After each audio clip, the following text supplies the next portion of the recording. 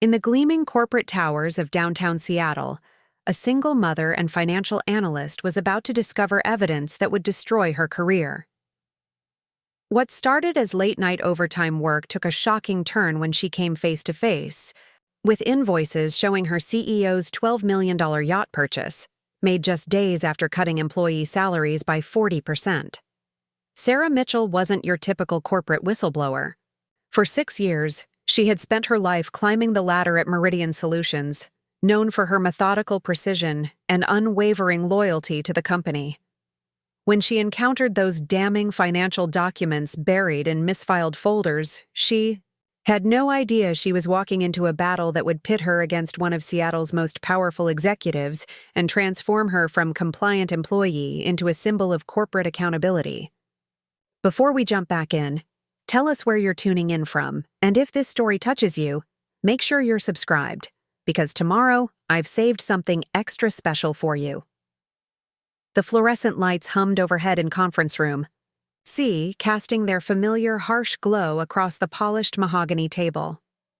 Sarah Mitchell sat with her hands folded in her lap, watching Janet Morrison from Human Resources shuffle through a stack of identical manila folders. The corporate headshot of CEO Richard Blackstone smiled down from the wall behind Janet's shoulder, his perfect teeth gleaming beneath carefully styled silver hair. A constant reminder of who held the power in this gleaming downtown Seattle office.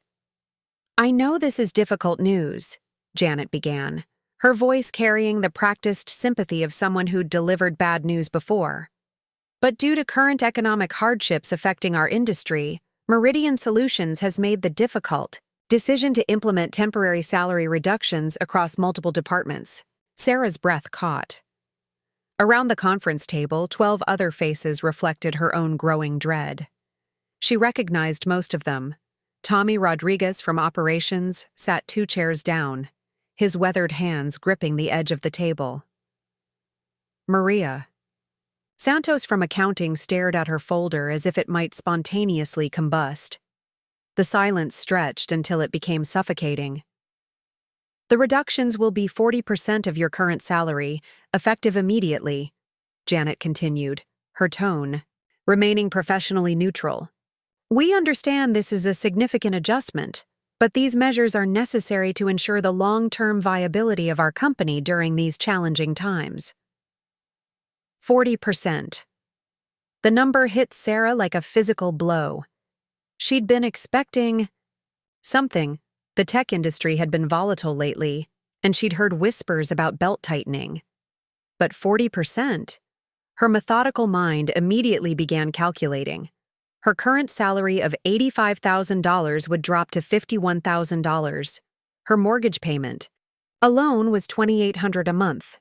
Then there was her mother's medical expenses, the car payment, utilities, groceries for herself, and her 8-year-old daughter, Emma. "We appreciate your continued dedication during this transition period," Janet was saying. "These measures are temporary, and we're confident that with everyone's cooperation, we'll weather this storm together." Sarah noticed what wasn't being said. No timeline for when salaries might be restored. No mention of executive pay cuts. Most tellingly, no sign of Richard Blackstone himself. The CEO who'd built Meridian Solutions from a small consulting firm into a mid-sized tech powerhouse was notably absent from this difficult meeting. Tommy Rodriguez raised his hand tentatively. "What about the executives? Are their salaries being cut too?" His voice carried a slight tremor that Sarah had never heard before. Tommy had been with the company for 12 years, longer than almost anyone except the founding team. Janet's smile faltered for just a moment. "Executive compensation is handled separately and isn't part of today's discussion. What's important is that we're all making sacrifices to ensure Meridian's future." The meeting concluded with the mechanical distribution of new employment contracts and benefit adjustment forms. Sarah signed where indicated, her pen feeling heavy in her hand. She'd always been someone who followed the rules, who trusted that hard work and loyalty would be rewarded. Even now, facing financial disaster, her first instinct was compliance. As employees filed out of the conference room, Tommy lingered beside Sarah's chair. His usually cheerful demeanor had vanished, replaced by something that looked like barely contained panic. "Sarah," he said quietly, waiting until the others had left. "Can I talk to you for a minute?" She nodded, gathering her folder and purse. Tommy had been one of her first friends when she'd joined Meridian 6 years ago. Fresh out of Portland State with her finance degree and determination to build a better life for herself and Emma. He'd helped her navigate the corporate culture, introduced her to the right people, even recommended the neighborhood where she'd eventually bought her modest 3-bedroom house. "It's Linda," Tommy said, his voice barely above a whisper. "The cancer's back. Stage 3 this time. The treatment.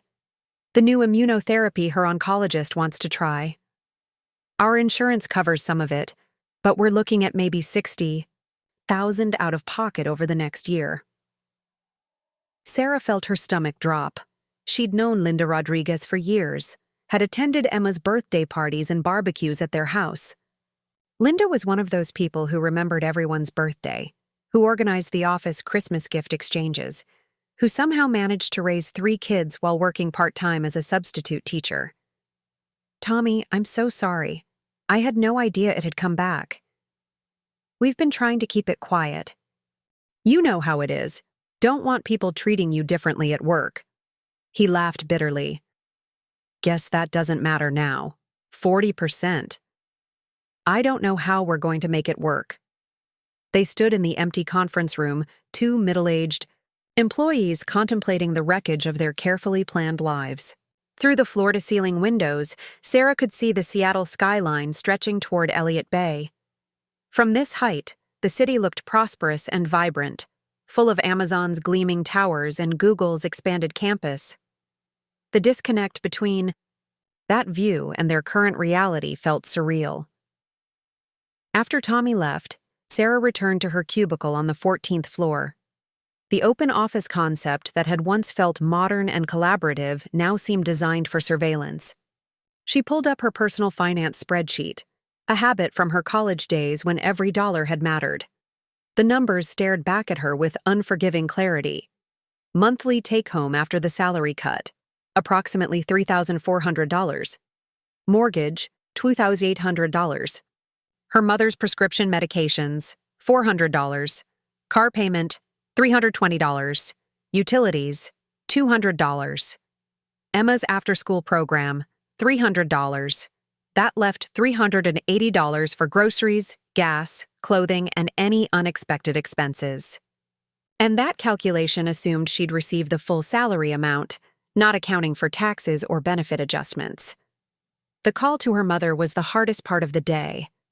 Eleanor Mitchell had raised Sarah alone after her father died in a construction accident when Sarah was 12. Eleanor had worked 2 jobs to keep them afloat, instilling in Sarah both a fierce work ethic and a deep respect for financial security. Now, at 73, Eleanor suffered from diabetes and arthritis, conditions that required expensive medications and regular medical care. "Mom, I need to talk to you about the appointment next week," Sarah said, staring at her computer screen while her coworkers continued their daily routines around her. "The MRI for my knee? What about it, honey?" "We need to postpone it for a while, just until I can figure some things out." The silence on the other end of the line stretched long enough for Sarah to wonder if the call had dropped. "Is everything all right, Sarah? You sound stressed." "Everything's fine, Mom. It's just the insurance situation is a bit complicated right now. We'll reschedule soon, I promise." Another lie. The insurance would cover the MRI, but the copay was $500, money Sarah no longer had. Eleanor needed that scan to determine if she was a candidate for knee replacement surgery. Without it, she'd continue hobbling around her small apartment, her mobility declining with each passing month. After ending the call, Sarah sat in her cubicle as the afternoon light shifted across her desk. The office gradually emptied as people left for the day, but she remained, staring at spreadsheets that no longer added up to a sustainable life.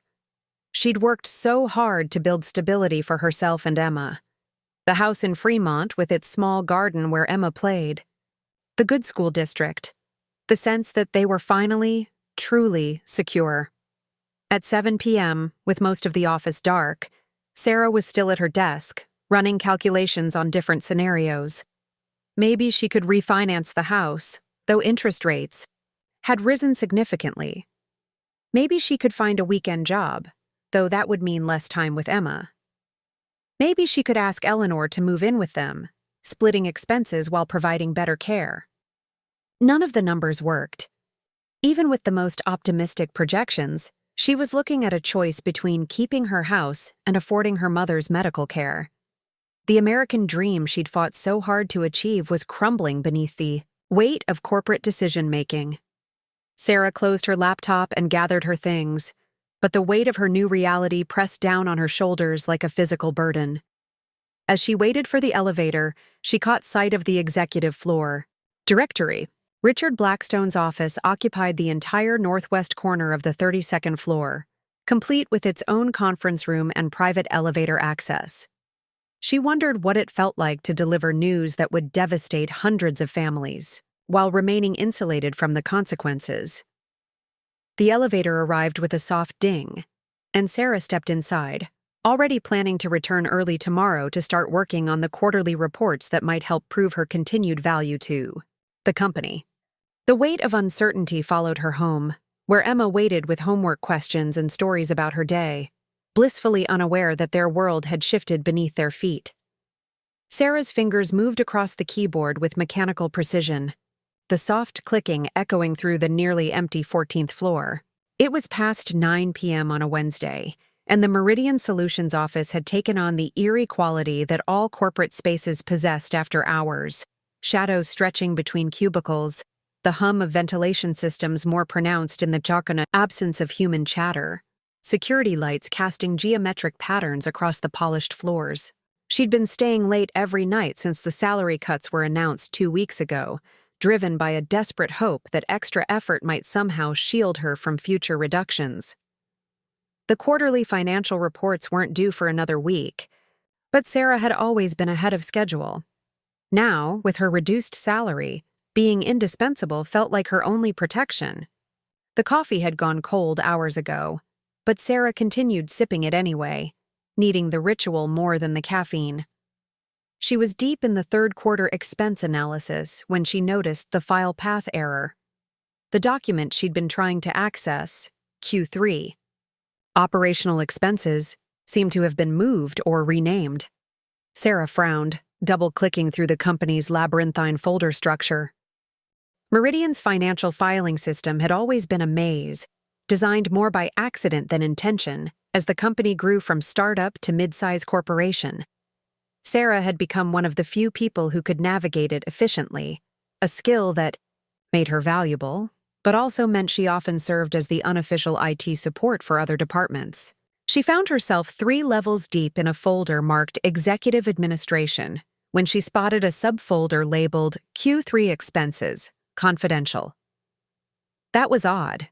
Typically, executive expenses were handled by Amanda Foster's legal team or by Jennifer Walsh's department, not filed under operational costs. Sarah hesitated, her mouse cursor hovering over the folder. She had administrative access to most financial documents, a necessity for her quarterly reports, but this felt different. Her practical side won. If these were Q3 expenses, she needed them for her analysis. Sarah double-clicked. The first document that opened made her breath catch in her throat. It was an invoice from Prestige Marine Acquisitions in Monaco, dated just 5 days after the salary cut announcement. The client name read, Richard Blackstone, Personal Account. The description was brief but devastating. Final payment, MY Serenity 3rd, custom 180ft motor yacht. The amount, $12,000. Sarah stared at the screen, certain she was misreading something. $12 million. While she was calculating whether she could afford groceries and her mother's medications, Richard Blackstone had spent $12 million on a yacht. Not just any yacht, his third yacht, if the Roman numeral was any indication. Her hands trembled as she scrolled through the document. The specifications were listed in excruciating detail. 6 staterooms, a helicopter landing pad, a wine cellar that cost more than Sarah's annual salary. The final payment had been processed through Meridian's corporate accounts before being transferred to Blackstone's personal holdings, a common practice among CEOs, but one that made the timing particularly obscene. Sarah's methodical mind began cross-referencing dates with photographic precision. The salary cuts were announced on October 3rd. The yacht payment was processed on October 8th. While Tommy Rodriguez was figuring out how to pay for his wife's cancer treatment, their CEO was taking delivery of a floating palace. She kept scrolling, and the horror deepened. Another invoice from the same week. $400,000 for a wine collection from a Napa Valley auction house. A $150,000 payment to a luxury travel company for a private island retreat experience. Executive bonuses for the third quarter that not only remained intact, but had actually increased by 15%. Sarah's laptop screen felt hot against her face as she leaned closer, certain she must be hallucinating from stress and exhaustion. But the numbers remained stubbornly real. She opened another folder and found similar patterns going back months. While the company had been claiming economic hardship, executive spending had not just continued, but accelerated.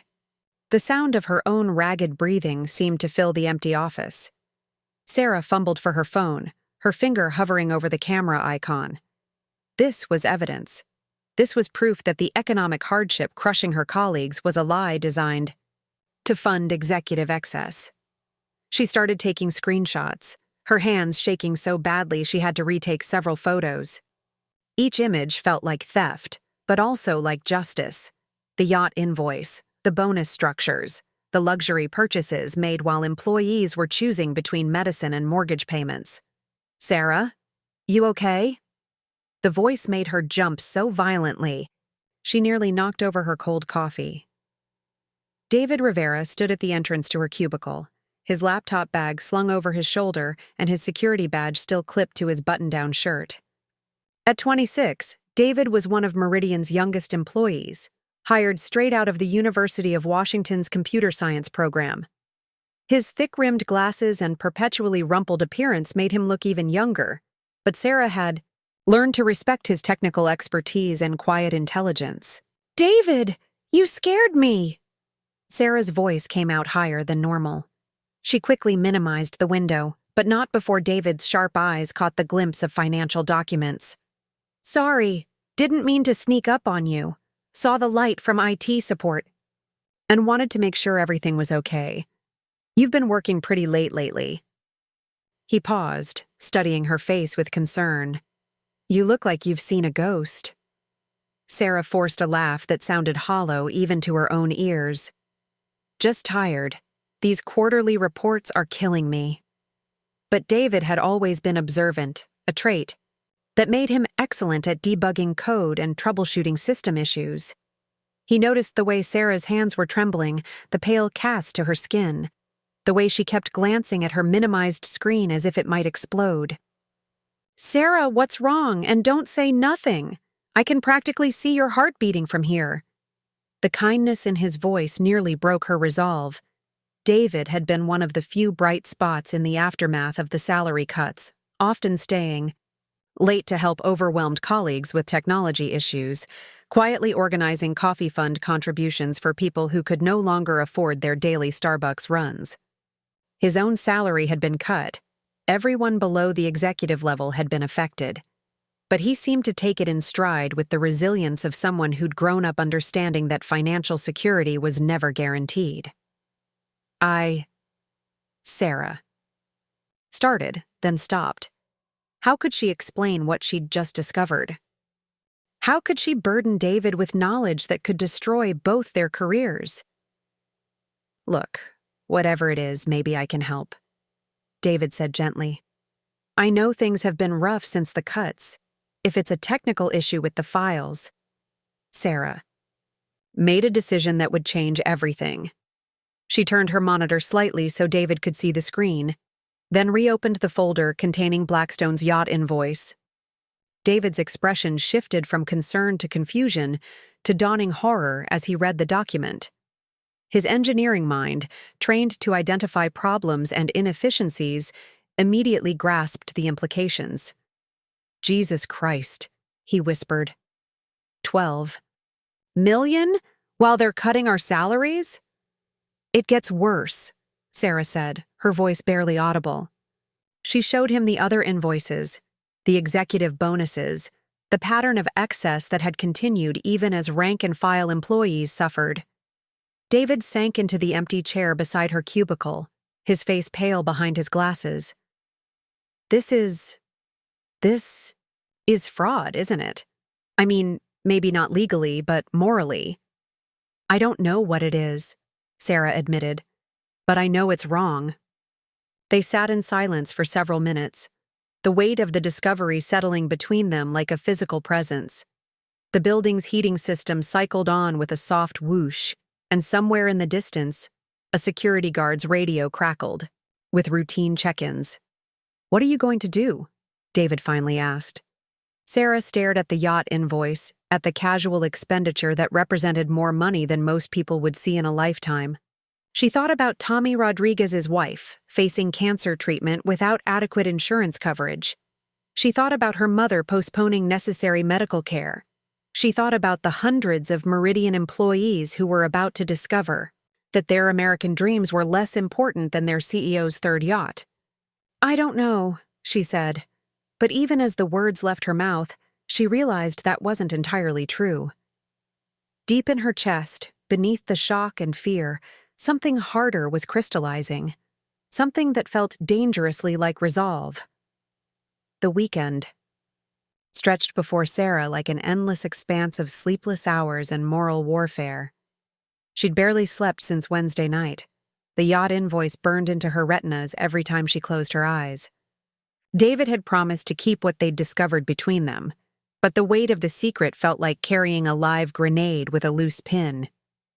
Saturday morning found her at her kitchen table, laptop open, staring at the screenshots she'd transferred to her personal phone. Emma was at her father's house for the weekend. One of the few silver linings of her divorce was that Tony's every other weekend custody gave her time to think. Though thinking, she was discovering, could be a form of torture. Sarah opened a new browser window and typed, "Whistleblower Protection Laws, Washington State." The search results made for grim reading. Federal protections existed, but they were riddled with exceptions and limitations. Private sector employees had fewer safeguards than government workers. Retaliation was illegal in theory, but notoriously difficult to prove. Many cases dragged on for years, draining resources and destroying careers regardless of the eventual outcome. She clicked through story after story of whistleblowers who'd done the right thing and paid devastating prices. A pharmaceutical researcher who'd exposed safety violations and ended up blacklisted from the industry. An accountant who'd revealed pension fund fraud and spent his life savings on legal fees.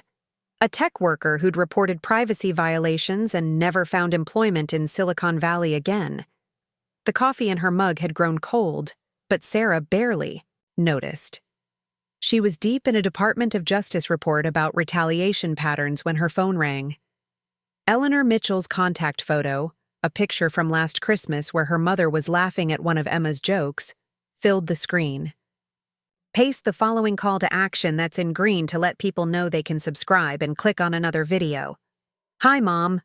Sarah, honey, I was hoping we could talk about rescheduling that MRI. I called Dr. Patterson's office, and they had a cancellation for Monday morning. Sarah's stomach clenched. Monday morning. She could probably find the $500 copay by overdrawing her checking account, but that would leave her short for the mortgage payment due next week. The cascading mathematics of poverty played out in her head with ruthless precision. Mom, I told you we need to wait a little while longer. I know what you said, but Sarah, the pain is getting worse. I can barely make it up the stairs to Mrs. Chen's apartment to check on her cat. And you know how I hate to complain. That was true. Eleanor Mitchell had raised her daughter with the stoic resilience of the working class, where admitting pain was seen as weakness and asking for help was a last resort. If she was acknowledging the severity of her condition, it was worse than Sarah had realized.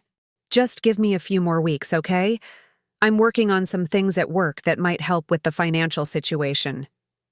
After the call ended, Sarah found herself crying at her kitchen table.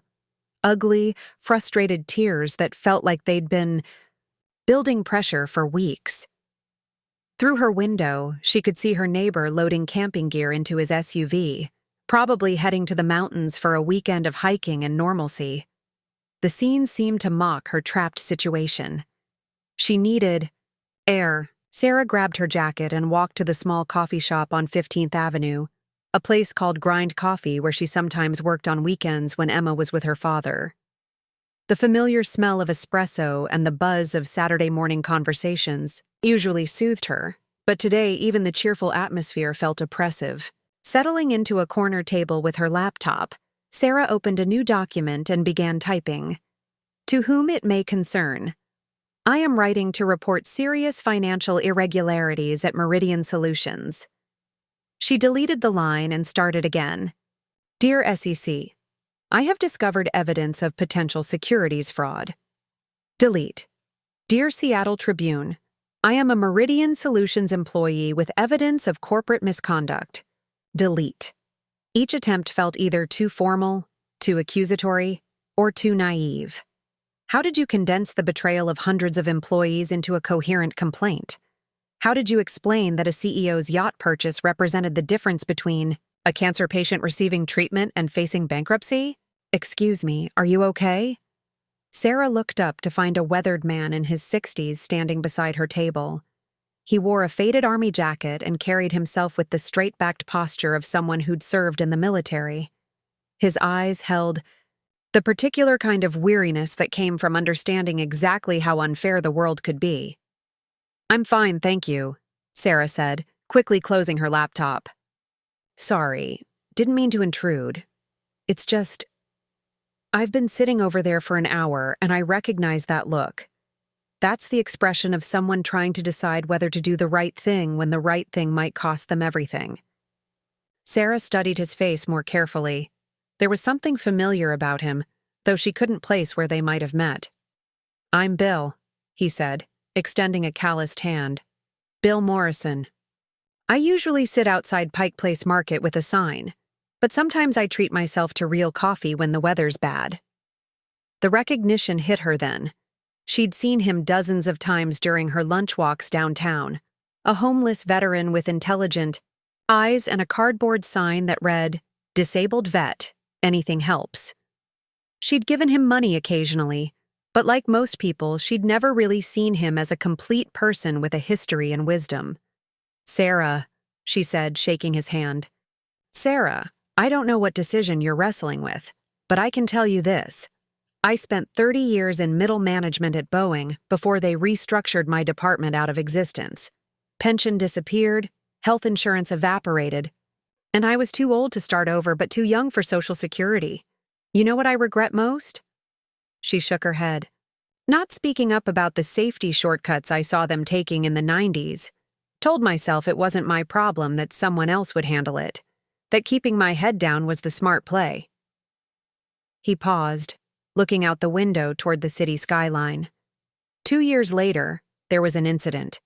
Nothing fatal, thank God, but people got hurt because I chose comfort over conscience. Sarah felt something shift inside her chest, like a locked door finally finding its key. "The thing about doing the right thing," Bill continued, "is that it's almost never convenient, it's almost never safe, but the cost of not doing it, that follows you forever." After he returned to his table, Sarah reopened her laptop and began typing again. This time, the words came more easily.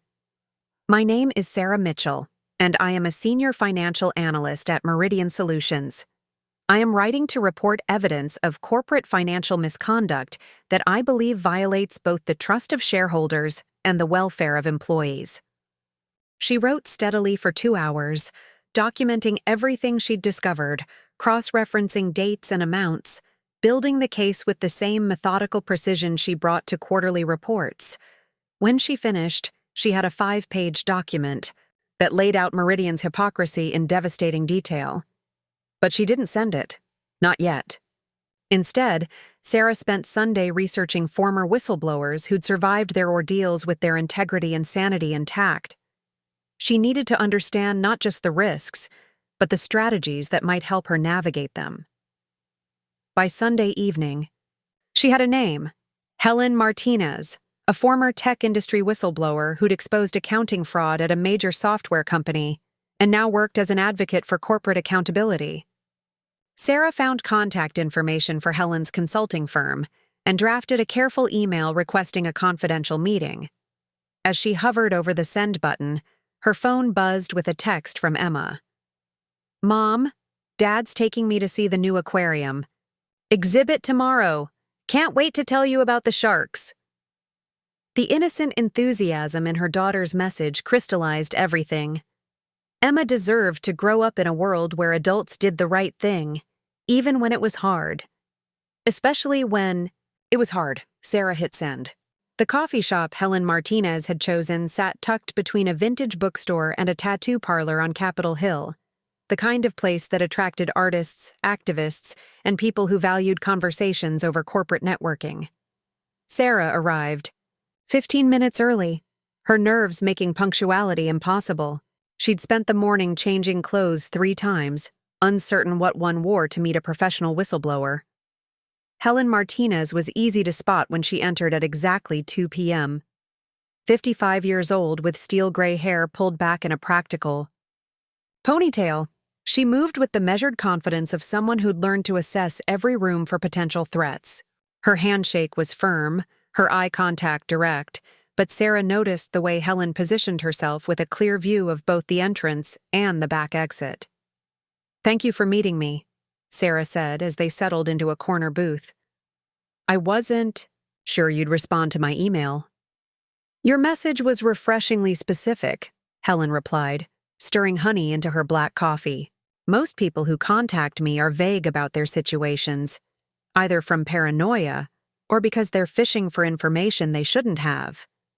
You laid out clear facts and asked intelligent questions." Helen's directness was both reassuring and intimidating. There was no small talk, no gradual warming up to difficult topics. This was someone who'd learned to navigate conversations where every word mattered. "Before we go any further," Helen continued, "I need you to understand something. What you're contemplating isn't just career suicide, though it often is that. It's a complete reordering of your life. Your relationships, your financial security, your sense of who you are in the world. Everything changes." Sarah nodded, though she wasn't sure she truly comprehended the weight of Helen's warning. "Tell me about your situation at Meridian," Helen said. Sarah pulled out her phone and showed Helen the screenshots, watching the older woman's expression shift from professional interest to barely contained anger as she reviewed the Yacht invoice and executive bonus structures. $12 million, Helen murmured, while cutting employee salaries by 40%. She handed the phone back to Sarah. "This is worse than what I dealt with at TechFlow. At least my CEO tried to hide his theft behind accounting tricks. Your Richard Blackstone is just flaunting it." "TechFlow? That was your case?" Helen's smile was bitter. TechFlow Solutions. Accounting fraud to the tune of $200 million over 3 years. I was their CFO when I discovered the irregularities. Took me 8 months to build an airtight case, another 2 years of legal battles to see it through. But you won. I read about it. The CEO went to prison. The company paid massive settlements. I won the legal case, Helen corrected. But winning and surviving aren't the same thing. I spent every penny of my savings on legal fees before the whistleblower reward came through. My marriage didn't survive the stress. My husband couldn't handle the death threats, the reporters camping outside our house, the years of uncertainty. I was blacklisted from the tech industry for 5 years before I could find work again. The brutality of Helen's honesty was like a slap of cold water. Sarah had read about retaliation in abstract terms, but hearing the personal cost from someone who'd lived it made her stomach clench. "Why are you telling me this?" Sarah asked. "Aren't you supposed to be encouraging me to come forward?" "I'm supposed to be honest with you," Helen replied. "Too many advocacy groups sugarcoat the reality because they want more people to speak up. I believe in accountability, but I won't lie to potential whistleblowers about what they're facing." Helen leaned forward, her voice dropping to barely above a whisper. "That said, your evidence is devastating. If handled correctly, this could not only expose Meridian's misconduct, but set a precedent that helps other employees in similar situations." The key phrase is handled correctly. What does that mean? It means you need allies before you go public. Media contacts who understand corporate corruption and won't sensationalize your story. Legal representation that specializes in whistleblower cases. Documentation that goes beyond those screenshots. You'll need a paper trail that can withstand forensic accounting scrutiny. Helen pulled a small notebook from her purse and began writing. "There's a journalist I trust. Marcus Chen at the Seattle Tribune. He covered my TechFlow case and understands how to protect sources while building public pressure. He's young, but principled, and he's been looking for a big corporate accountability story." Sarah felt a flutter of hope mixed with terror. "You think he'd be interested?" "Interested? Sarah, this is the kind of story that makes careers. A CEO buying yachts while employees choose between medicine and mortgage payments? During a supposed economic crisis? Marcus will be very interested." Helen tore the page from her notebook and handed it to Sarah. "His contact information. Tell him I referred you, but be careful how you approach him. Use an encrypted email. Service, not your work account. Meet somewhere public but not too crowded. You want witnesses, but not eavesdroppers." What about legal protection? Limited, but not non-existent. Washington State has decent whistleblower statutes, and if Meridian is publicly traded, you might have federal protections under Sarbanes-Oxley. But here's the reality. Even with legal protections, retaliation happens. The key is making it too costly for them to destroy you. Helen's phone buzzed, and she glanced at it with the automatic vigilance of someone who'd learned that threats could arrive at any moment. "I have another appointment," she said. "But Sarah, I want you to think carefully about timing. Once you contact Marcus, once you start down this path, there's no going back. Make sure you're prepared for the consequences." "How do I prepare for losing everything?" "You don't," Helen said simply. "You just decide whether you can live with staying silent." As they prepared to leave, Helen reached across the table and briefly squeezed Sarah's hand. "There's something else I want you to know. 5 years after my case closed, I got a letter from a TechFlow employee I'd never met. She told me that my speaking up had prevented her pension fund from being looted, that my actions had saved her retirement and those of dozens of other workers. She thanked me for caring more about strangers than my own comfort." Helen stood, shouldering her purse with practiced efficiency. That letter made every sleepless night, every legal bill, every door that was slammed in my face worth it. The question you have to answer is whether Tommy Rodriguez's wife deserves her cancer treatment more than you deserve your comfortable silence. The comparison hit Sarah like a physical blow. After Helen left, Sarah sat alone in the coffee shop, staring at Marcus Chen's contact information. Around her, the normal rhythm of Saturday afternoon continued. Couples sharing pastries, students working on laptops, friends catching up over lattes. The ordinary world that felt increasingly distant from the choice that was crystallizing in front of her. She thought about Emma, about the world her daughter would inherit. Did she want Emma to grow up believing that adults stayed silent when they witnessed injustice? Or that sometimes doing the right thing required sacrificing everything?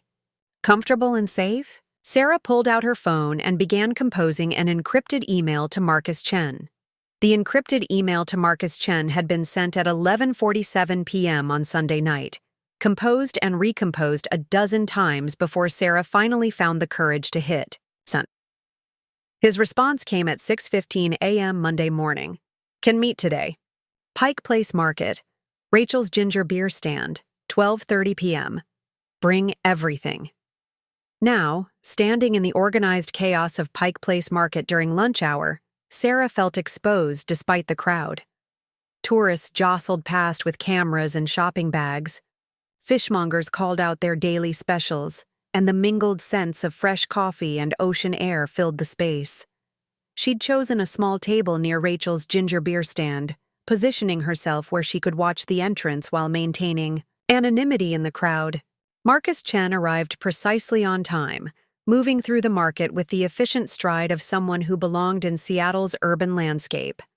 He was younger than Sarah had expected, probably early 30s, with short black hair and intelligent, dark eyes behind wire-rimmed glasses. He wore a wrinkled button-down shirt and carried a worn leather messenger bag that suggested practical functionality over fashion. "Sarah Mitchell?" he asked, extending his hand as he approached her table. "Mr. Chen, thank you for meeting me. Marcus, please." He settled into the chair across from her, his eyes already scanning the crowd with professional awareness. "Helen Martinez speaks very highly of you. She said you have information about Meridian, solutions that I should see." There was no small talk, no gradual warming up to the topic.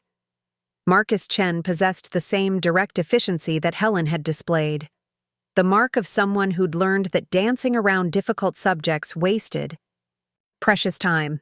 Sarah pulled out her phone, her hands steadier than she'd expected. "Before I show you anything, I need to know. If this goes public, can you protect my identity initially? That depends on what this is and how you want to proceed. I can keep you anonymous for the initial reporting, but if there's litigation or official investigations, your identity will likely come out eventually." Marcus's honesty was both reassuring and terrifying. Helen mentioned salary cuts and executive excess? 40% salary reduction for all non-executive employees announced October 3rd due to economic hardship. Sarah unlocked her phone and pulled up the Yacht invoice. This was processed 5 days later. Marcus's expression shifted as he read the document, his journalistic poker face cracking slightly. $12 million for a yacht, while cutting employee salaries. He looked up at Sarah. "Please tell me you have more than this one invoice."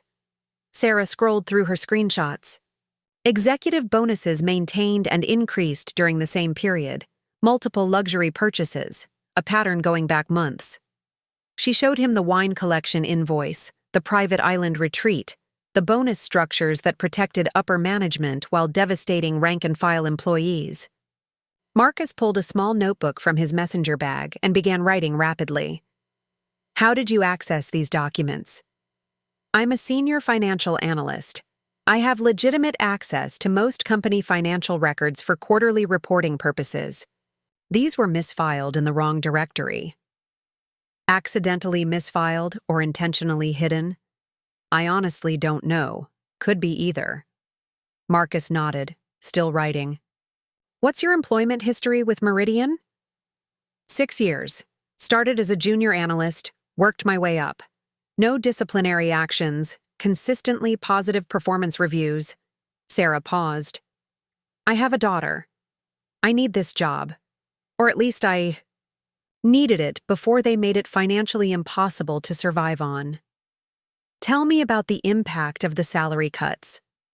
Sarah found herself describing Tommy Rodriguez's situation, her mother's postponed medical care, the impossible mathematics of trying to maintain her mortgage and family obligations on 60% of her previous income.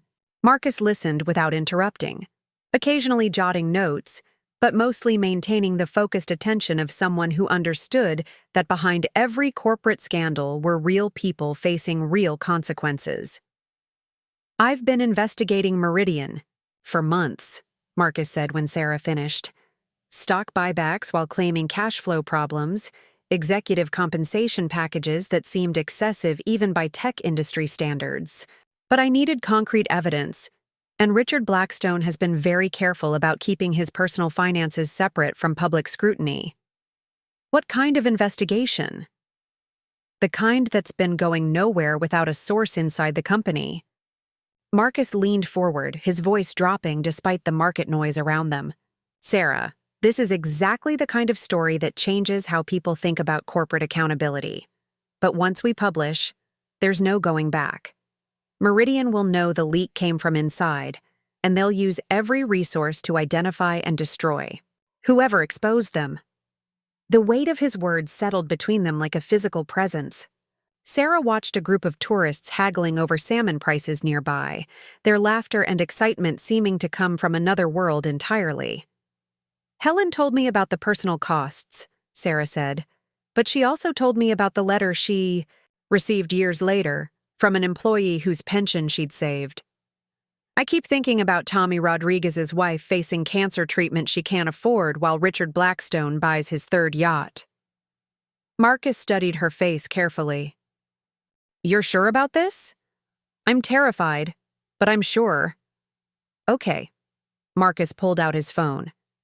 I'm going to give you my secure contact information. We'll need to establish protocols for communication that can't be traced back to you. I'll also need you to document everything you can access without raising suspicion, particularly any communications between executives about the salary cuts or spending decisions. He handed her a business card with handwritten information. On the back, use Signal for any messages, and we should meet in different locations each time. Can you access more financial records without triggering security flags? Probably. My access is broad for quarterly reporting, and the fiscal year ends in 6 weeks. I have legitimate reasons to be reviewing expenses and executive compensation. Good. I'll need at least 2 weeks to verify everything independently and build the broader context. The story will be stronger if I can confirm the yacht purchase through maritime records, interview former employees about the company's financial situation, maybe get some experts to weigh in on the ethics of executive spending during employee hardship. Sarah felt a mixture of relief and terror. She was no longer carrying this burden alone, but she'd also just committed to a path that would likely destroy the life she'd spent years building. One more thing, Marcus said as they prepared to leave. Once this story breaks, your colleagues will know someone inside provided the information. Some will support you, but others will see you as a traitor who threatened their job security. Are you prepared for that? Sarah thought about David Rivera's shocked expression when they'd discovered the documents together. She thought about Jennifer Walsh, her mentor who was caught between loyalty and survival. She thought about the inevitable day when she'd walk into Meridian's office knowing that everyone suspected her of being the leak. No, she said honestly, but I'm going to do it anyway. Walking into Meridian Solutions Tuesday morning felt like entering enemy territory. The familiar marble lobby with its motivational corporate slogans now seemed sinister. Excellence through innovation mocked her from its prominent wall display, while she badged through security, knowing she was carrying encrypted contact information for a journalist who planned to expose the company's hypocrisy. Sarah's cubicle had become a stage where she performed the role of loyal employee while secretly documenting evidence of corporate excess. Every keystroke felt watched, every file access potentially monitored. The paranoia was exhausting, but Marcus had been clear. She needed more evidence to build an unassailable case. Morning, Sarah. David Rivera appeared at her cubicle entrance, coffee in hand and his usual nervous energy radiating through his slight frame. His greeting carried an undercurrent of shared knowledge. They were the only two people at Meridian who understood the true scope of executive greed hidden in the company's financial records. Hey, David. How was your weekend? Quiet. Spent most of it thinking about things. His eyes darted around the open office, confirming they weren't being overheard. Any new developments on those quarterly reports? It was their code. Sarah had brought David into her confidence fully after their discovery, and his technical expertise had proven invaluable in accessing additional documents without triggering security alerts. Actually, yes. I need to review some executive expense reconciliations from Q2 and Q3. Think you could help me navigate the file structure? It's gotten complicated with all the reorganization. David nodded understanding. Sure, my afternoon's pretty clear. Before Sarah could respond, Jennifer Walsh's voice cut across the office space. Sarah? Could I see you in my office for a moment? Sarah's blood turned to ice. Jennifer's tone carried the artificial cheerfulness that managers used when delivering bad news or conducting uncomfortable conversations. As Sarah's direct supervisor and former mentor, Jennifer had been one of the few bright spots during Sarah's 6 years at Meridian. But the salary cuts had strained their relationship, revealing the uncomfortable reality that Jennifer's loyalty was ultimately to her own survival. Jennifer's office was a study in corporate respectability, framed degrees, industry awards, photos of her teenage children at various school events. At 41, Jennifer had climbed the corporate ladder through careful navigation of office politics and strategic alliances. Her recent divorce had only increased the pressure to maintain her position and salary. Close the door, please, Jennifer said, not looking up from her computer screen. Sarah complied, settling into the chair across from Jennifer's desk. The silence stretched uncomfortably until Jennifer finally turned her attention to Sarah, her expression unreadable. Your work quality has been excellent lately, Jennifer began. The preliminary Q3 analysis was thorough, and I appreciate you staying late to get ahead of the quarterly deadlines. Thank you. I'm trying to demonstrate my value to the company during these difficult times.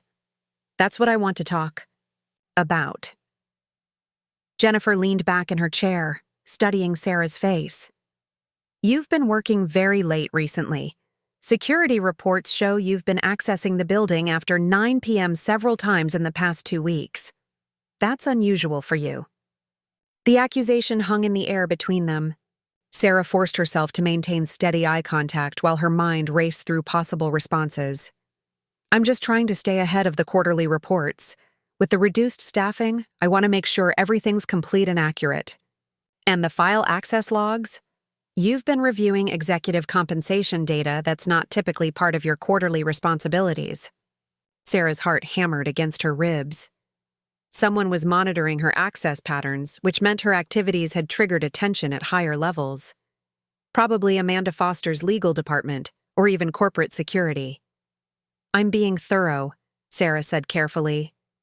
The salary adjustments affect how I calculate departmental expenses and overhead allocations. I need to understand the full compensation picture to ensure accuracy. Jennifer's expression softened slightly, but Sarah could see the internal struggle playing out behind her eyes. Jennifer genuinely cared about Sarah, but she also understood the dangerous position she'd be in if she appeared to be protecting a potential whistleblower. Sarah, I need to ask you directly. Are you sharing confidential company information with anyone outside Meridian? The question landed like a physical blow. Sarah had prepared for this moment during sleepless nights, but the reality was still terrifying. One wrong word, one suspicious hesitation, and her career, and potentially her freedom, could be destroyed. No, Sarah said firmly. I would never violate my employment agreement or breach confidentiality. It was technically true. She hadn't shared information yet. Marcus was still building his independent verification, but the lie felt heavy in her mouth. Jennifer nodded slowly. I believe you. But Sarah, I need you to understand something. There are rumors that someone inside the company might be talking to reporters about the recent salary adjustments. Amanda Foster is taking these rumors very seriously. What kind of rumors? A Seattle Tribune reporter has been calling former employees, asking questions about executive compensation and company financial practices. Amanda thinks we might have a leak.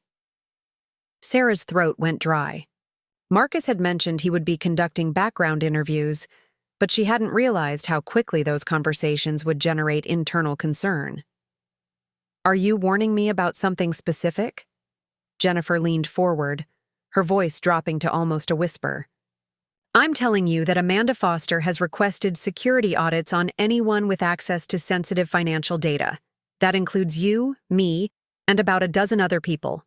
If there's anything you need to tell me, anything at all, now would be the time."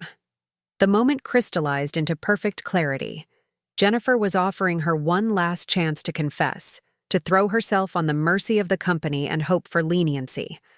It would mean abandoning her alliance with Marcus, betraying the evidence that could help Tommy Rodriguez's wife get her cancer treatment, and returning to complicit silence while Richard Blackstone purchased more yachts.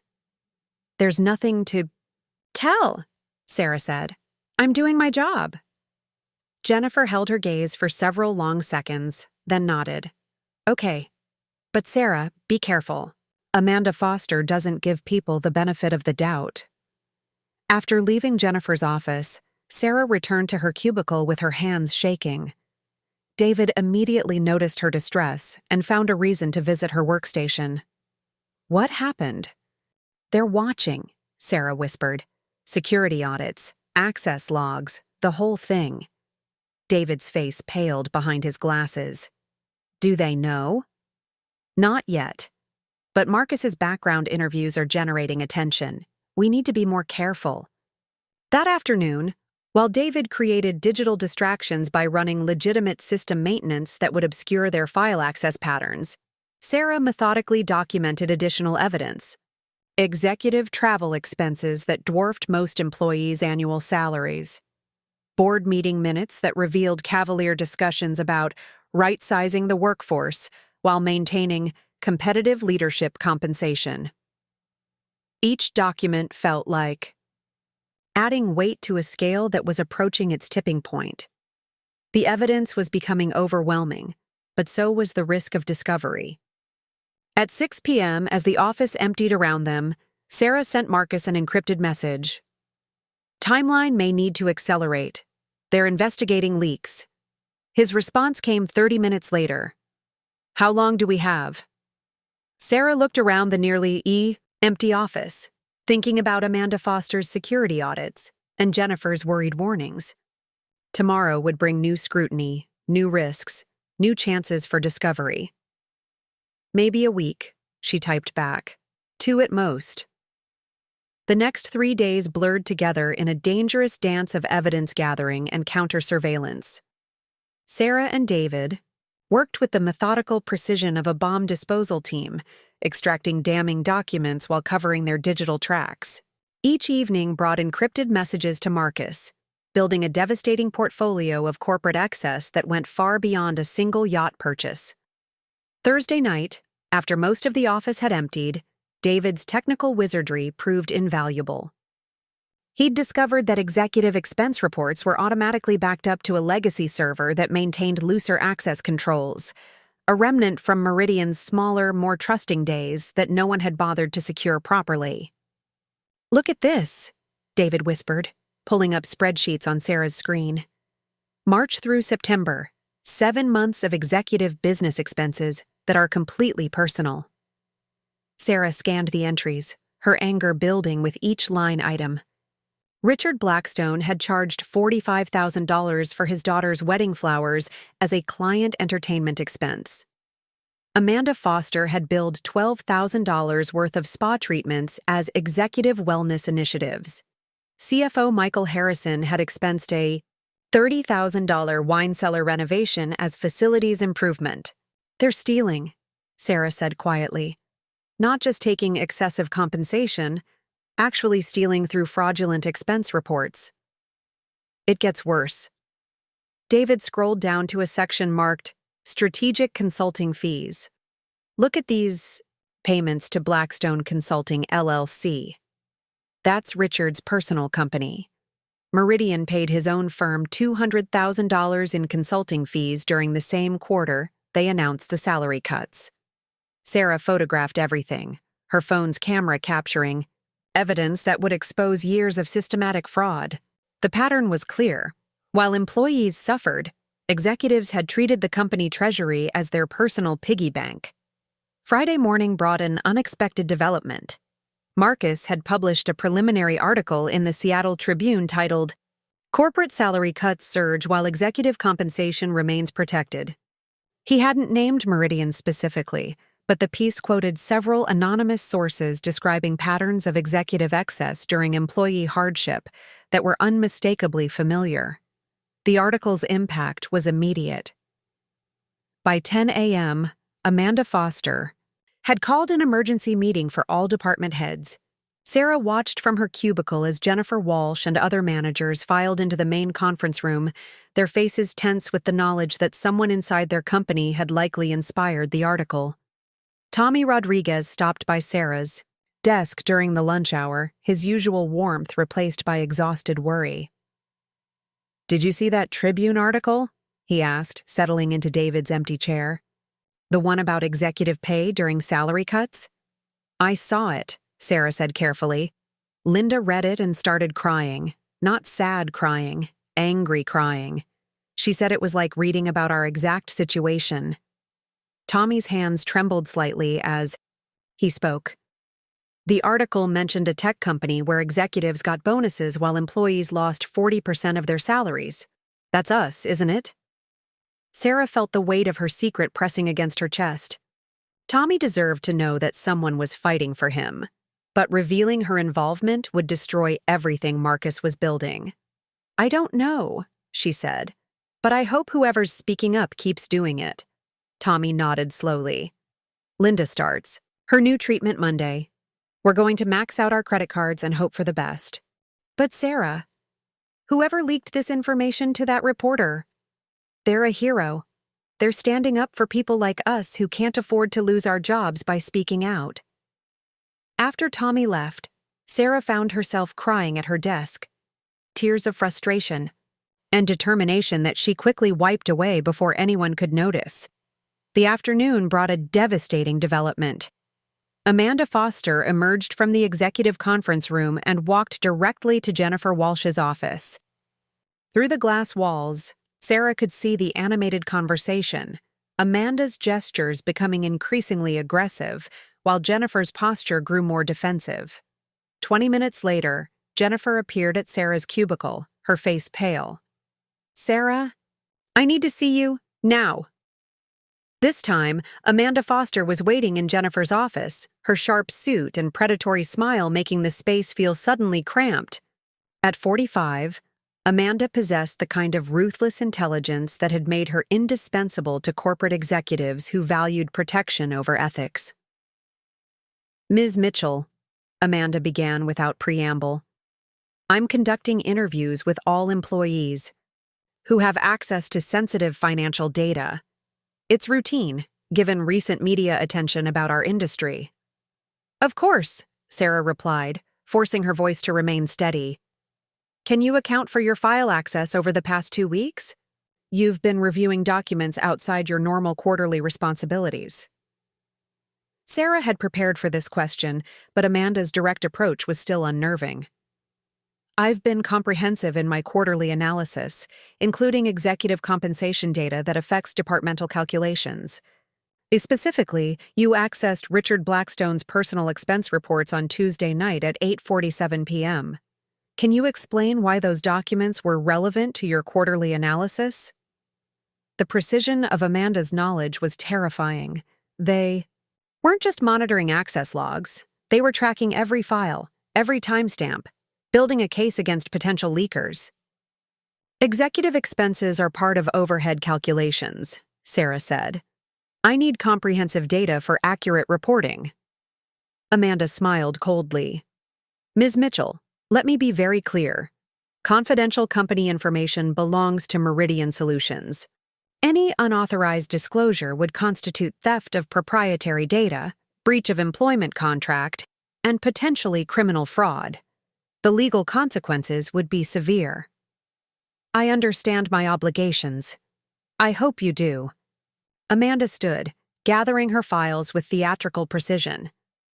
"Because I'd hate to see a valued employee destroy her career over misguided idealism."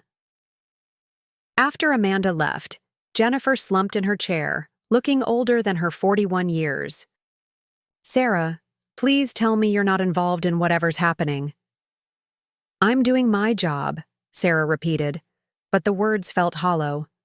Your job doesn't require accessing Richard's personal expense reports at 9 p.m. on a Tuesday. Jennifer's voice carried a note of desperation. If Amanda finds evidence that you're leaking information, I won't be able to protect you. That evening, Sarah sent Marcus an urgent encrypted message. Investigation accelerating. Need to publish soon or risk exposure. His response came an hour later. Can you get board meeting minutes from the salary cut decision? Need executive communications about the rationale. Sarah stared at the message, knowing that accessing board minutes would be the most dangerous thing she'd done yet. But Marcus was right. They needed evidence of executive decision-making to prove the salary cuts were unnecessary while executive spending continued. We'll try, she typed back. This might be our last chance. Helen Martinez's warning echoed in her mind. Once you start down this path, there's no going back. Sarah was about to cross a line that would make her a clear target for corporate retaliation. But as she thought about Tommy Rodriguez's wife facing cancer treatment without adequate resources, while Richard Blackstone cruised on his third yacht, the choice became clear. She was going to get those board minutes, even if it meant destroying her career in the process. Sarah's hands shook as she accessed the board meeting minutes at 11:30 p.m. on Sunday, knowing this would likely be her last covert operation. The Meridian Solutions building was nearly empty, just security guards and the occasional executive working late. She'd used her legitimate quarterly reporting deadlines as cover, but accessing board minutes would trigger immediate alerts that Amanda Foster would see Monday morning. The documents David helped her retrieve were devastating. The September board meeting minutes revealed the cold calculation behind the salary cuts. Cost reduction initiative targeting 40% salary reduction for non-executive staff will generate $12.3 million in annual savings, enabling continued executive compensation packages and strategic personal investments. Strategic personal investments. They'd literally budgeted employee salary cuts to fund Richard Blackstone's yacht purchase. Sarah photographed everything, then sent Marcus an encrypted message. Package complete. They'll know tomorrow. Marcus's article dropped Tuesday morning at 6 a.m. Pacific time, precisely calculated to hit during the East Coast business news cycle. The headline read, Seattle Tech CEO buys $12 million yacht 5 days after cutting employee salaries 40%. Sarah was at her kitchen table, coffee growing cold, when her phone exploded with news alerts. Marcus had crafted a masterpiece of investigative journalism, complete with yacht purchase receipts, employee testimonials, and expert analysis of corporate governance failures. The article didn't name Sarah, but everyone at Meridian would know. The leak came from someone with access to the most sensitive financial documents. Her phone rang. Jennifer Walsh. Sarah, please tell me you didn't see this morning's Tribune. I saw it. The yacht purchase invoice is photographed in the article. That exact document. Someone inside our company provided that to the reporter. Jennifer's voice carried pure panic. Amanda Foster is losing her mind. She's demanding security footage, polygraph tests, criminal prosecution. Sarah, if this was you. Sarah ended the call. By 8 a.m., the story had been picked up by Bloomberg, Forbes, and CNN. Meridian Yacht was trending on Twitter, with thousands of people sharing their own stories of corporate betrayal and executive excess. Cable news programs were booking segments about income inequality and corporate accountability. Sarah drove to work in a surreal bubble, listening to radio hosts discussing Richard Blackstone's tone-deaf yacht purchase, while she sat in traffic, knowing she'd triggered this avalanche. Local news vans were already parked outside Meridian's building when she arrived. The office atmosphere was electric with tension and whispered conversations. Employees clustered around computer screens, reading the article and comparing notes about their own financial struggles since the salary cuts. Sarah caught fragments of conversations as she walked to her cubicle. $12 million while we're choosing between groceries and medication. My daughter had to drop out of dance class because we can't afford it. Whoever leaked this is a hero. David Rivera was waiting at her desk, his face pale but determined. They're calling an all-hands meeting in 20 minutes, he whispered. Amanda Foster requested it. They're going to make an example of whoever did this. At 9:30 a.m., every Meridian employee packed into the main conference room and adjoining spaces. Richard Blackstone stood at the front, his usual polished confidence replaced by barely controlled rage. Amanda Foster flanked him, her predatory smile suggesting she was enjoying the hunt for the whistleblower. This morning's Seattle Tribune article contains confidential company information that was illegally stolen and distributed, Blackstone began, his voice carrying across the silent room. This represents a serious breach of trust and a criminal act of corporate espionage. Sarah felt hundreds of eyes scanning the crowd, everyone wondering who among them had the courage to expose the truth. We will identify the individual responsible, Amanda Foster added, stepping forward. We have extensive digital forensics capabilities, and we will pursue criminal charges to the fullest extent of the law. If anyone has information about this leak, coming forward now will be viewed favorably. Tommy Rodriguez raised his hand from the back of the room. With respect, Mr. Blackstone, the article says you bought a $12 million yacht 5 days after cutting our salaries. Is that true? The question hung in the air like a live wire. Blackstone's face flushed red. My personal investments are not subject to employee scrutiny. The salary adjustments were necessary business decisions made during challenging economic times. But you had $12 million for a yacht, Tommy pressed, while my wife delays cancer treatment because we can't afford the copays. Other voices joined in. Why are executive bonuses protected while our families suffer? How is this legal? The person who leaked this information is a hero. The meeting dissolved into chaos as months of suppressed anger erupted. Blackstone stormed out, leaving Amanda Foster to regain control. Anyone found to have participated in unauthorized information, disclosure will be terminated immediately and prosecuted criminally, she announced over the noise. After the meeting, Sarah returned to her desk to find an email summoning her to Amanda Foster's office. The moment of reckoning had arrived. Amanda's corner office on the 31st floor commanded views of Elliott Bay and the downtown skyline. Law degrees and corporate achievement awards lined the walls, monuments to a career built on protecting executive privilege. Sit down, Ms. Mitchell. Amanda pulled out a folder thick with documents, security logs, access records, digital forensics reports. Tuesday, October 15th, 8:47 p.m., you accessed Richard Blackstone's personal expense files. Thursday, October 17th, 9:23 p.m., Executive Board Meeting Minutes. Sunday, October 20th, 11:34 p.m., Board Resolution Documents authorizing salary reductions. Each timestamp was a nail in Sarah's coffin. The yacht purchase invoice featured in this morning's article was accessed from your login credentials at 11:47 p.m. on Sunday. Would you like to explain? Sarah looked out the window at the Seattle skyline, thinking about Emma starting second grade next month, about her mother's postponed medical care, about Tommy Rodriguez's wife facing cancer treatment, without adequate resources. Yes, Sarah said quietly. I'd like to explain. Amanda leaned forward, anticipating a confession and plea for mercy.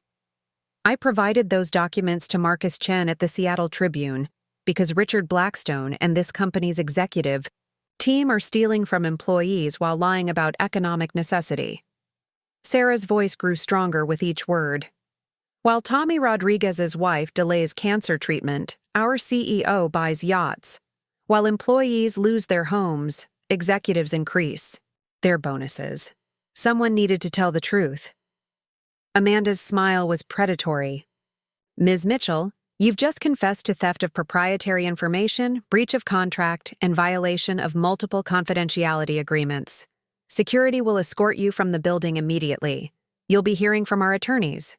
As Sarah was walked out of Meridian Solutions by security guards, past the news vans and gathered reporters, she felt something unexpected: relief.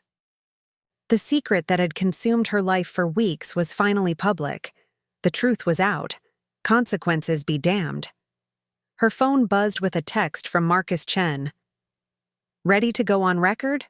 The world wants to hear from you." Sarah looked back at the gleaming office building where she'd spent 6 years climbing the corporate ladder, then typed her response. "Let's do this."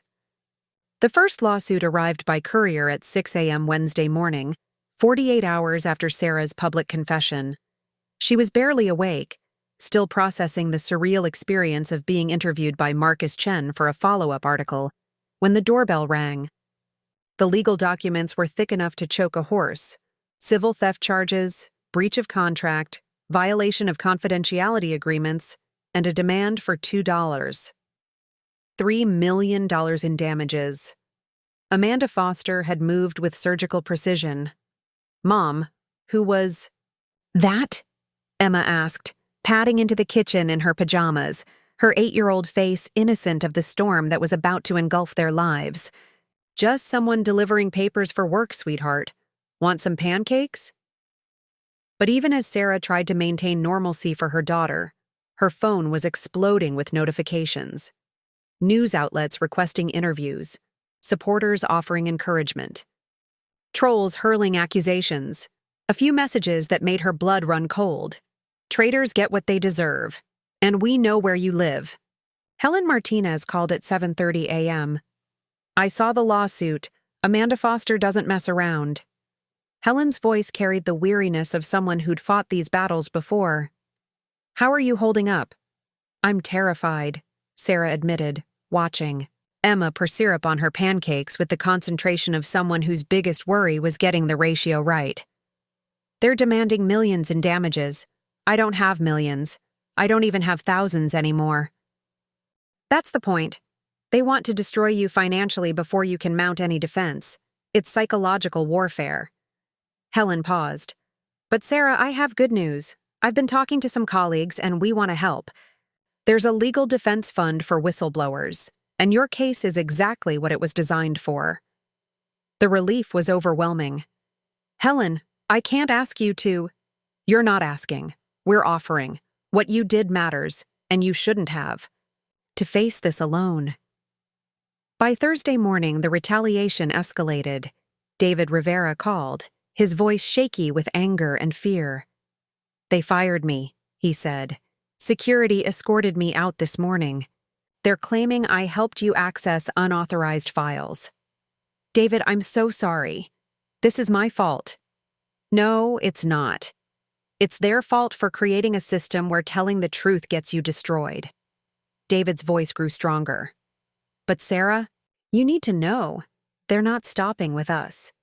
They're pressuring everyone who's ever worked with you." Jennifer Walsh has been called in for multiple interviews with Amanda Foster. The campaign against Jennifer was particularly cruel. As Sarah's former mentor and direct supervisor, Jennifer was caught in an impossible position. Amanda Foster had made it clear, either Jennifer could prove she'd had no knowledge of Sarah's activities, or she could face similar accusations of negligence or complicity. That afternoon, Jennifer called Sarah from her car, her voice breaking with stress. "They want me to sign a statement saying you exhibited suspicious behavior that I should have reported. They're offering me protection if I cooperate, or termination if I don't." Jennifer was crying now. "Sarah, I have 2 kids. I can't lose this job." "Then sign it," Sarah said immediately. "Jennifer, do what you need to do to protect yourself and your children. I don't blame you. I feel like I'm betraying you. You're surviving. That's what you should do." But the most heartbreaking call came from Tommy Rodriguez that evening. "Sarah, I need you to know that what you did, it saved my family." His voice was thick with emotion. "After the story broke, our insurance company got so much pressure from the media that they reversed their decision about Linda's treatment. Coverage. She starts the immunotherapy Monday, and it's fully covered. Sarah started crying before he finished talking. But Tommy, there's something else. Something you need to hear from me. Tommy's tone grew heavy. There's pressure at work for employees to sign a petition condemning the leak and supporting the company's right to prosecute you. Most people are refusing, but some. Some are scared they'll lose their jobs if they don't sign. The divide among Sarah's former colleagues was exactly what Helen had warned her about. While many employees quietly supported her actions, others saw her as someone whose recklessness had made their already precarious positions even more dangerous. The weekend brought a new level of harassment. Someone had posted Sarah's home address on social media, leading to a parade of cars driving slowly past her house. Reporters camped outside, shouting questions whenever she tried to leave. Emma couldn't play in their small backyard without photographers trying to take pictures. Saturday evening, Sarah sat in her living room with the curtains drawn, reading threats on social media while Emma watched cartoons, blissfully unaware that their lives had become a public battleground. Her phone rang. Marcus Chen. "Sarah, I have news." "Good news for once." His voice carried excitement. "The SEC announced they're opening a formal investigation into Meridian Solutions' financial practices. Your evidence triggered a federal probe." That's huge, isn't it?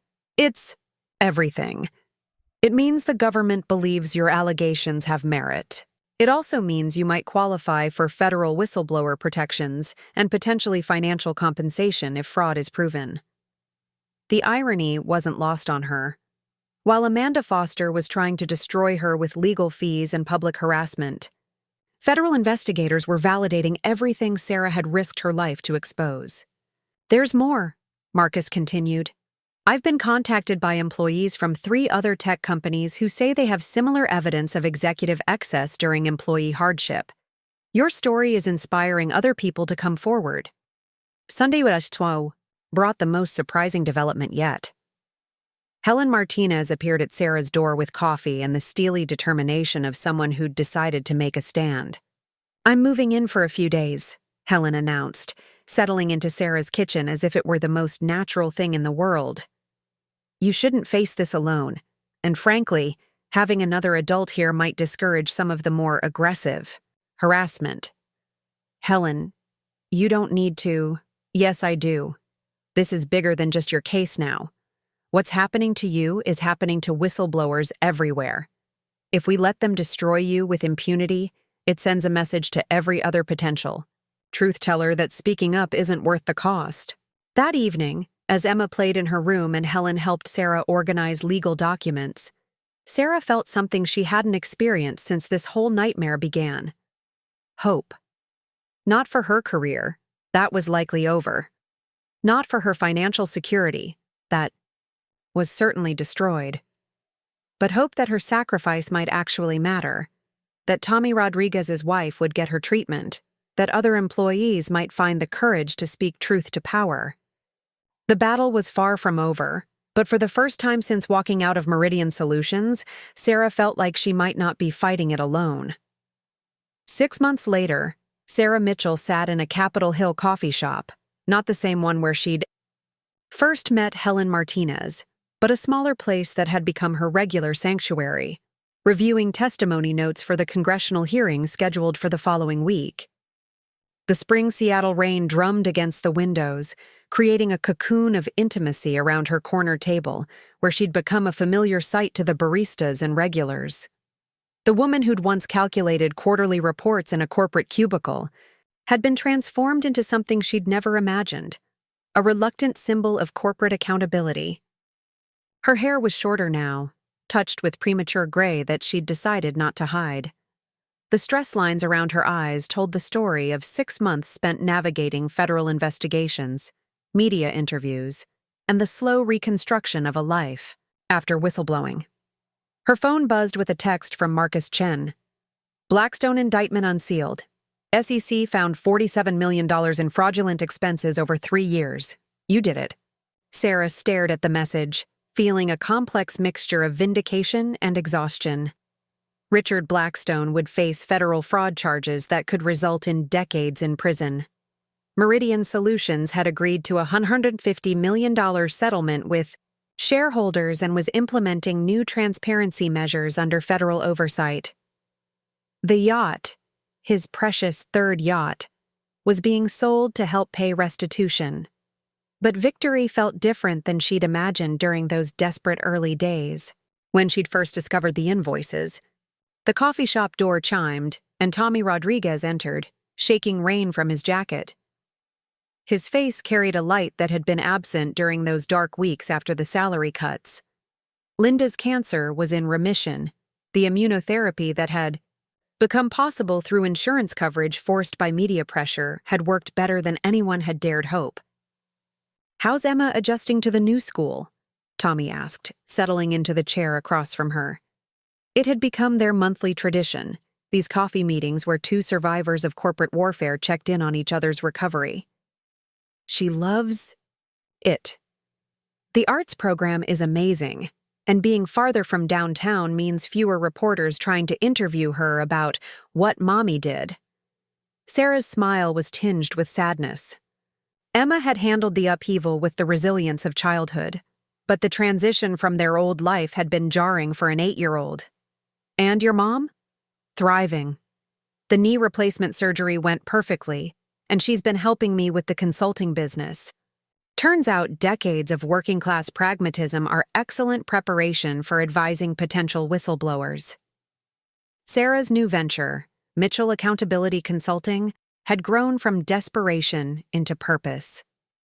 What started as a way to pay legal bills had evolved into something meaningful, helping employees navigate the treacherous path of corporate disclosure while protecting themselves from retaliation. "Speaking of which," Sarah continued, "I got a call yesterday from someone at your company. Different department, but they're seeing some concerning patterns in the post-scandal cleanup." Tommy's expression darkened. "The new management talks, a good game about transparency, but middle management is still playing the same games. Different executives, same culture." It was a sobering reminder that exposing one corrupt CEO didn't automatically transform corporate culture. Real change required sustained pressure and ongoing vigilance. The door chimed again, and Jennifer Walsh entered, scanning the coffee shop until she spotted Sarah's table. The relationship between Sarah and her former mentor remained complicated, a mixture of mutual respect and the unavoidable awareness that Jennifer had chosen institutional survival over personal loyalty when forced to choose. "I hope I'm not interrupting," Jennifer said, approaching hesitantly. "Not at all. Please sit down." Sarah gestured to an empty chair. "How are the kids?" "Good. Really good. Michael made varsity baseball, and Sarah, my Sarah, got accepted to UW's early admission program." Jennifer paused, looking older than her 41 years. "I wanted to tell you that Amanda Foster was terminated last week." Sarah raised an eyebrow. "Really?" The federal investigation found evidence that she'd been systematically covering up executive misconduct for years. "Turns out your case was just the tip of the iceberg." Jennifer's voice carried a note of bitter satisfaction. "The board decided she was a liability they couldn't afford to keep." The justice was poetic, but Sarah found herself feeling oddly empty about Amanda Foster's downfall. Revenge had motivated her less than most people assumed. She'd been driven more by a desire to protect people like Tommy than to destroy people like Amanda. "There's something else," Jennifer continued. "The new CEO wants to meet with you, unofficially. They're trying to rebuild trust with employees, and your perspective on corporate accountability could be valuable." Sarah laughed, the sound carrying months of accumulated irony. "They want to hire the person they tried to destroy 6 months ago?" Times change. Public perception matters now in ways it didn't before your story broke. Later that evening, Sarah sat in her modest apartment.